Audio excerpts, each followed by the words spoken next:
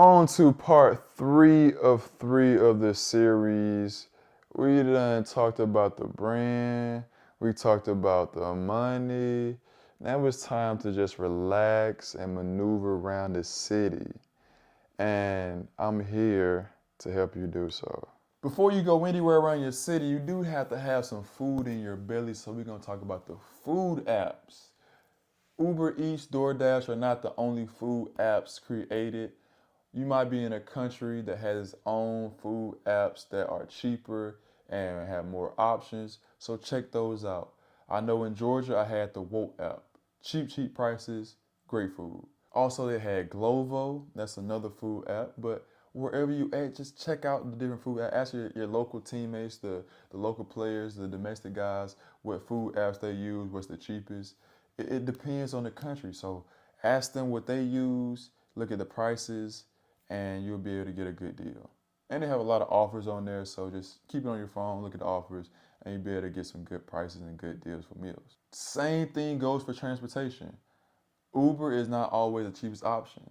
I know in Georgia, I had Yandex Taxi, and in Portugal, I used Bolt. Those were cheaper than Ubers, and in some countries, Uber's not even allowed. Also with that, learn how the public transportation works. Get Google Maps so you can find the train and bus times. They probably have their own train and bus apps that you can maneuver through.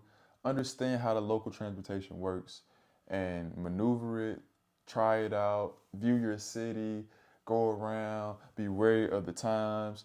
You don't want to be like me and think that you got a train that can take you back and you missed the last train and you have to find an expensive Uber or a taxi to take you back or rely on somebody to do a favor for you and take you back. So understand how the public transportation works and get used to it. Time. Dealing with that time difference can be an adjustment. That doesn't have to be talked about. But also trying to calculate the time differences can be a hassle in your mind. So what I do is I have an app on my phone that will show me EST and the local time of the country that I'm in.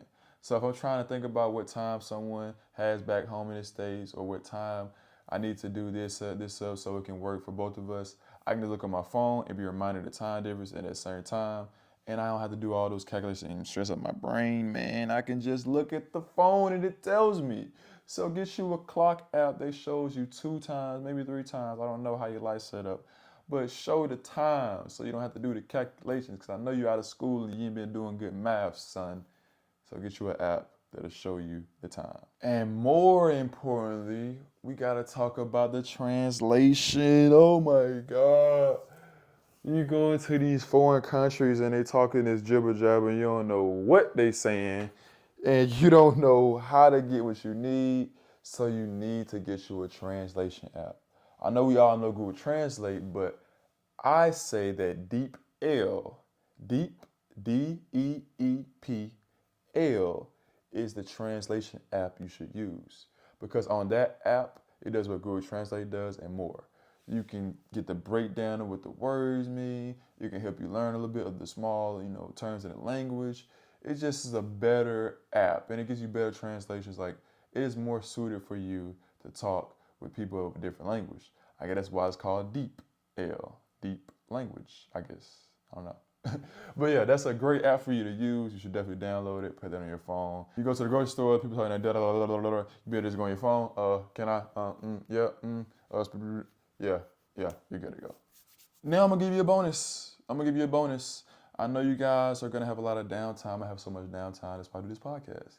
But if you need something to watch, get you a VPN. Get you a VPN. You be able to watch stuff in your country and other countries. See what's on the Netflix back in the States. Netflix over there and freaking I don't know where.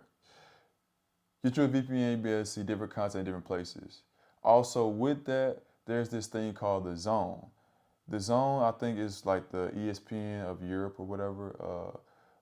It's something that you can subscribe to get live sports, and it'll come in handy because with VPNs, you can't use ESPN. I know you want to do. I know you want to use ESPN with your VPN, but no, you cannot use VPNs and ESPN together.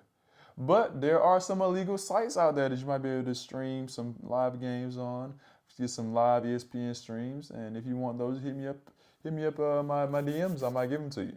get you some movies, some TV shows, all the legal content that they'll put you in jail for. But I won't tell.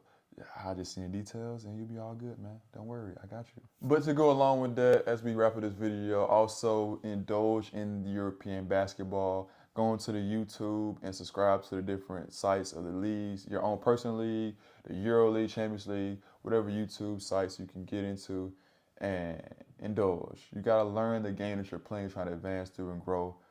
Indulge in European basketball. But that's it. That's the series, 3 parts. It was amazing. I know you loved it. So leave that like, leave that comment, and please subscribe and turn the post notifications on so you know when I drop my next video and my next series. I might have another series coming out soon. So please subscribe and watch and thrive. And I'll catch y'all next time.